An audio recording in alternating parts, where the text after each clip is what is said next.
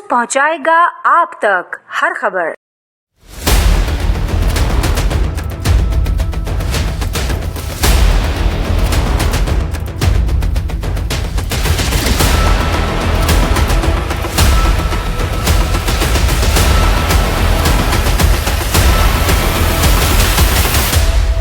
से बेज़मीन हो गए। अल्लाह जानता उनके हालात इस वक्त कैसे हैं। तो मैं डेयरी फार्मर एसोसिएशन की तरफ से उन तमाम जो अफेक्टेड हुए हैं, मुतासिर हुए हैं इस सैलाब से KPK और ख़ुसूसन पंजाब में, उनके साथ हमदर्दी का इजहार करता हूँ और उनके लिए दुआ गो हूँ कि अल्लाह ताला उनकी परेशानियों को कम करे और उन्हें हौसला दे और हिम्मत दे और वो दोबारा अपने पाँव पर खड़े हो सकें।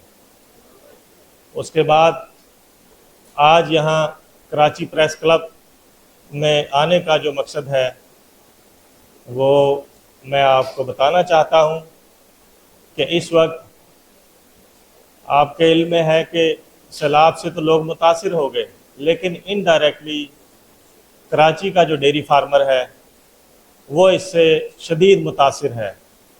जिस तरह आपने सुना कि पंजाब और KP में एग्रीकल्चर और लाइफ स्टॉक सेक्टर बुरी तरह मुतासिर हुआ, बल्कि मैं अगर कहूँ तो गलत ना होगा, बर्बाद हो गया, तबाह हो गया। और उसके असरात वहाँ तो मौजूद हैं और वो कराची तक पहुँचे हैं। उसके असरात कराची तक कैसे पहुँचे हैं वो मैं आपको बताना चाहता हूँ। चूँकि कराची की डेयरी इंडस्ट्री एक बहुत बड़ी इंडस्ट्री है। यहाँ तकरीबन with in the city 10 lakh जानवर मौजूद हैं और ये लैंडलेस फार्मर हैं। कराची के अंदर आपको पता ज़रूरी ज़मीनें नहीं हैं।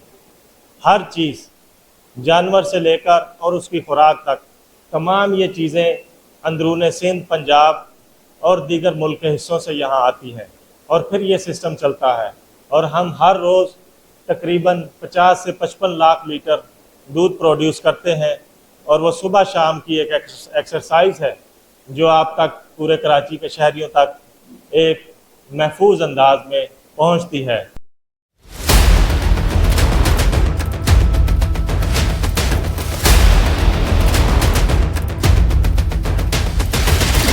हम पुरअमन एहतजाज की जानिब बढ़ेंगे। पहले मरहले में हम कमिश्नर कराची के ऑफिस और वज़ीर आला हाउस में वहाँ एहतजाज करेंगे, पुरअमन एहतजाज करेंगे।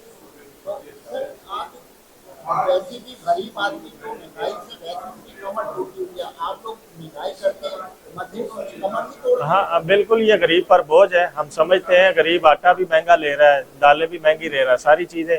गंदम 70 रुपये से जो है वो 100 रुपये को क्रॉस कर चुकी है।